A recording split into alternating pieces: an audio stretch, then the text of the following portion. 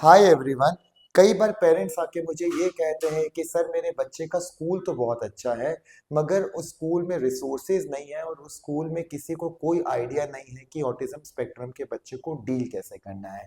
In fact वो ये भी आके कहते हैं कि स्कूल के प्रिंसिपल्स या फिर जो हेड होते हैं वो चाहते हैं कि ऑक्यूपेशनल थेरेपिस्ट उनकी हेल्प करे कुछ स्कूल में अपनी स्ट्रेटेजीज बनाने के लिए जिससे कि ऑटिस्टिक बच्चा क्लास में एज वेल एज स्कूल में सेटल हो।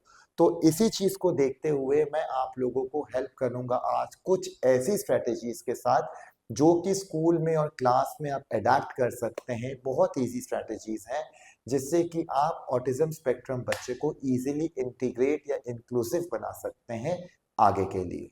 इस वीडियो को बनाने से पहले मैं आपको बताना चाहता हूं कि मैंने नियरली 8 से 10 साल एक बहुत ही अच्छे इंक्लूसिव स्कूल में काम किया है जहां पे वो स्कूल स्पेशल नीड्स बच्चों के लिए बहुत सेंसिटिव था। तो आज जो मैं चीज़ें आपको बताऊंगा कुछ मैं अपने एक्सपीरियंसेस भी शेयर करूंगा, प्लस मैं जो यूजली थ्योरी बुक्स में रखा जाता है या जो ऑटिस्टिक बच्चों के लिए अच्छा है वो भी बताऊंगा ताकि हम मिक्स करके एक प्रॉपर स्ट्रैटेजीज बना पाए। देखिए, एक चीज़ तो मैं आप लोगों को कंफर्म करना चाहूंगा, आई होप पेरेंट्स, मुझे नहीं पता कि आपको ये बातें अच्छी लगे या नहीं लगे, मगर एक क्लास में स्पेशल एजुकेटर का होना बहुत ज़्यादा इम्पोर्टेंट है।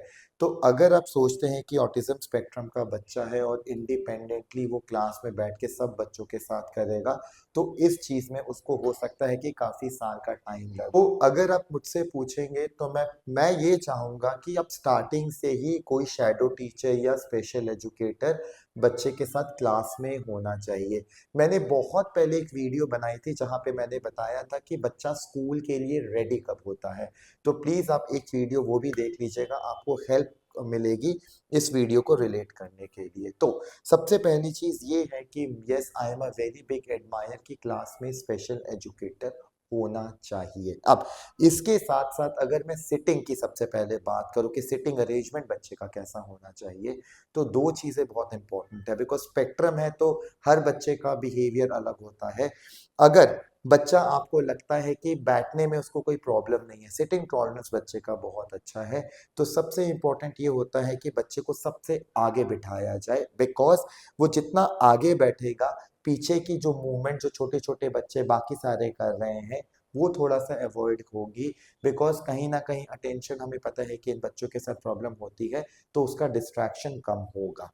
प्लस दूसरी चीज मैं यहाँ पे अगेन यहाँ पे मैं मानता हूँ कि थोड़ी सी कंट्रोवर्शियल लगे या फिर आप मेरी बातों को ना माने, बट मैं आपको एक्सपीरियंस के साथ बता रहा हूँ कि एज अ पेरेंट आप लोग जब टाइप करते हैं कि क्लासरूम स्ट्रेटेजीज क्या क्या होनी चाहिए तो बहुत कॉमन एक आंसर आता है कि आप अपने बच्चे को बाउंसी बॉल में बिठाएं, आप अपने बच्चे को मूवमेंट्स देते रहें। बट पेरेंट्स, अगर आप मुझसे पूछेंगे, मेरा एक्सपीरियंस जो 8 साल के शेयर मैं आपके साथ करना चाहूंगा वहां पे मैं बताना चाहूंगा कि अब अगर एक्सेसिव मूवमेंट्स बच्चे को देते हैं ना तो मुझे ऐसे लगता है कि इतनी जल्दी सेटल नहीं होते हैं। तो मेरे हिसाब से बच्चे को अगर हम वॉल सपोर्ट के साथ बिठाएं जहां पे कि वो अपनी चेयर को बार बार नहीं मूव करेगा, ये ज्यादा अच्छी स्ट्रेटेजी है। इससे दो फायदे होंगे।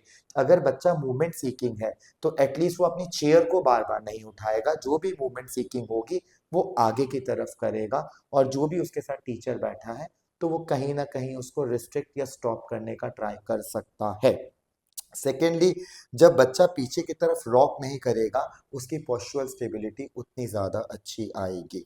तीसरी चीज मैं हमेशा ये चाहता हूँ कि हमेशा कॉर्नर होना चाहिए। जब मैं उन स्कूल्स में काम करता था तो हम हमेशा कुछ ना कुछ ट्राई करते थे कि क्लासरूम में अगर बच्चे का मेल डाउन आ गया तो उस मेल डाउन को हम कैसे कंट्रोल कर सकते हैं।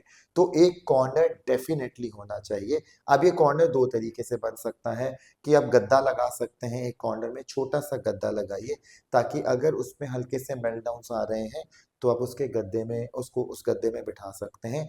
प्लस स्टीमी टॉयज, ना स्टीमी टॉयज बहुत इंपॉर्टेंट रोल प्ले करते हैं यहाँ पे। तो जो एजुकेटर है उसके पास एक बास्केट होनी चाहिए जहां से वो स्टीमी टॉय निकाल के उस बच्चे को दे सकता है ताकि थोड़ा सा वो प्ले करके अपने आप को ऑर्गेनाइज कर पाए। लेकिन अगेन यहाँ पे मैं बोलना चाहूंगा कि ढेर सारे टॉयज रखने की जरूरत नहीं है। जो उस बच्चे के लिए फेवरेट स्टीमी जो उसको बहुत अच्छा लगता है, एक या दो टॉयज रखिए, टाइम उसको दीजिए कि वो अपने आप को ऑर्गेनाइज करे, एंड देन उसको वापस क्लास में लेकर आइए। और जो स्टिमी टॉय है एजुकेटर अपने पॉकेट में रख सकता है ताकि अगर दोबारा मेल्टडाउन आए तो वो कर सकता है। लेकिन यहाँ पे अगेन ज़्यादा हमें कॉर्नर पे बच्चे को नहीं लेकर आना, बिकॉज अगेन ये वो एस्केप बना सकता है और वो ट्राई करेगा कि मैं कॉर्नर में खेलता ही रहूं, क्योंकि जब मुझे पार्टिसिपेशन में बोलेंगे और मैं बिल्कुल उसको नहीं करना चाहता। अब आगे एक बहुत कॉमन कॉमन कॉमन प्रॉब्लम आती है, वो होती है कि बच्चा हमेशा स्विंग वाले एरिया में बहुत ज्यादा प्रेफर करता है। इनफैक्ट मैंने जब स्कूल में काम करता था, मैंने ये भी देखा है कि कई बार बच्चे बैग फेंकते थे और सीधा झूले में बैठ जाते थे। कई बार तो ये भी सुनने में आया और देखने में आया था कि 6 घंटे के स्कूल ड्यूरेशन में 3-3 घंटे वो झूले पे ही रहते थे। तो होता क्या है कि इनिशियली कई थेरेपिस्ट कहते हैं कि आप अपने बच्चे को स्टेबल कर रहे हैं तो उसको झूला देते रहिए, लेकिन कभी कभी ये बैकफायर करता है। और जब आप बच्चे को झूले से निकाल के क्लास में लेके जाना चाहते हैं तो एक बहुत हेवी मेल्टडाउन्स का आपको सफर करना पड़ता है मेल्टडाउन्स के साथ। तो ये जो स्विंग एरिया है ना, इसको बहुत ध्यान से यूज करिए। अब ये ध्यान से कैसे यूज कर सकते हैं? अगेन मैं अपनी कई वीडियोस में कहता हूं कि विजुअल्स यहाँ पे बहुत ज्यादा इंपॉर्टेंट रोल प्ले करते हैं। तो yes no, choice making as well as finish, ये 3 बेसिक विजुअल्स है जो बच्चे को समझ आने चाहिए। इन शॉर्ट, स्विंग्स को एजुकेटर्स को बहुत ध्यान से यूज करना चाहिए। यहाँ पे ऑक्यूपेशनल थेरेपिस्ट का डेफिनेटली रोल आ जाता है, ताकि हर एक बच्चे की क्लासरूम स्ट्रेटेजीज बनाए, एजुकेटर्स के साथ शेयर करें। चलो, अब ये तो बात हुई जब हम क्लास के अंदर की बात करते हैं। अब मैं ये बात करना चाहता हूँ कि जब बच्चा स्कूल में एंटर करता है तो क्या क्या स्ट्रेटेजीज इंपॉर्टेंट है। सबसे इंपॉर्टेंट स्ट्रेटेजी या फिर जब स्कूल स्टार्ट होता है वो होता है असेंबली का एरिया। यहाँ पे अगेन मैं ये बोलूंगा कि क्योंकि असेंबली 5 से 10 मिनट की मिनिमम होती है, यहाँ पे सबसे इंपॉर्टेंट है कि बच्चे को सबसे पीछे खड़ा किया जाए। बिकॉज अगर स्पीकर है, माइक है या और बच्चे बोल रहे हैं तो किसी भी तरीके का सेंसरी ओवरलोड नहीं होना चाहिए। सेकंड स्ट्रेटेजी मैं हमेशा बोलता हूँ, अगर कोई पिलर जा रहा है या फिर कोई वॉल है तो डेफिनेटली उसको वॉल सपोर्ट लेने की परमिशन या फिर उसको देना पड़ेगा। बिकॉज 5 से 10 मिनट स्टैटिक खड़ा रहना इन बच्चों के लिए इनिशियली बहुत डिफिकल्ट हो सकता है। तो may be any sort of a wall support उनके लिए बहुत हेल्पफुल रह सकता है। नाउ इस चीज के इसी से मुझे एक चीज और समझ आई है, circle time. Because circle time एक बहुत कॉमन चीज होती है।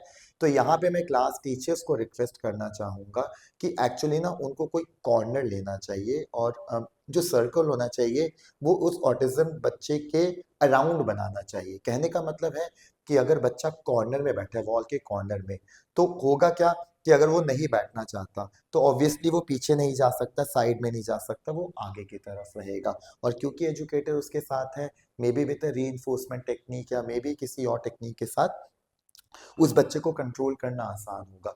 तो instead of making a circle in the centre, मैं ये प्रेफर करूंगा कि उस बच्चे के अराउंड आप सर्कल बनाइए, सारे बच्चे उसके साथ बैठें, ताकि वो बच्चा भी उनके साथ बैठने की आदत उसको आए। अगर वो सेंसिटिव है तो ऑब्वियसली आप हेडफोन्स दे दीजिए या स्टिमेटॉय दे दीजिए बैठने के लिए। वो डिफरेंट स्ट्रैटेजीज आप यूज कर सकते हैं। वेल, लास्ट चीज जो मैं बताना चाहूंगा, बडी सिस्टम। अब मैंने ना, जैसे मैंने आपको बोला कि मैंने 8 साल से 10 साल के बीच में कम से कम मैंने इन स्कूलों में काम किया है। Well, I am not trying to be a gender bias, but मैंने देखा है जो गर्ल्स होती है ना, छोटी छोटी girls, they are very sensitive towards the special need kids. मैं ये बिल्कुल नहीं कह रहा कि बॉयज नहीं होते, बट मैं अपना एक्सपीरियंस शेयर कर रहा हूँ। So buddy system is very very important. जो एक बच्चा दूसरे बच्चे के साथ सीख सकता है ना, वो मैं और आप नहीं सिखा सकते हैं। और मैंने ये देखा है कई सीवियर ऑटिस्टिक बच्चों को भी, कि जब उनको कोई छोटे उनकी एज के बच्चे सॉफ्टली ट्रीट करते हैं या हाथ पकड़ के लेके जाते हैं या फिर अपने अराउंड रखते हैं तो वो बहुत अच्छा रिस्पॉन्ड करते हैं। तो टीचर्स के लिए बहुत इंपॉर्टेंट है कि वो बड़ी सिस्टम्स भी यूज करें। वेल, ये एक ऐसी चीज है, अगर मैं शेयर करने जाऊंगा तो वीडियो और भी लंबी बन सकती है। बट मैं इस वीडियो को यहीं पे स्टॉप करना चाहूंगा और मैं ट्राई करूंगा कि ये कुछ स्ट्रैटेजीज आप यूज कर सकते हैं। और अगर आपको लगता है कि आपका बच्चा और भी किसी चीज में क्लास में स्ट्रगल कर रहा है तो आप कमेंट सेक्शन में जरूर लिखिए। मैं ट्राई करूंगा कि और भी स्ट्रेटेजीज वहाँ पे आप लोगों को मेंशन कर दूं। तो अगर ये वीडियो आपको अच्छी लगी है तो प्लीज़ अपने स्कूल के टीचर्स, प्रिंसिपल या ट्रस्टीज के साथ भी शेयर कर सकते हैं। बाकी पेरेंट्स के साथ भी शेयर करिए ताकि उनके बच्चों को भी बेनिफिट हो। और अगर वीडियो वाकई अच्छी लगी है तो प्लीज़ मेरे चैनल को भी सब्सक्राइब करिए।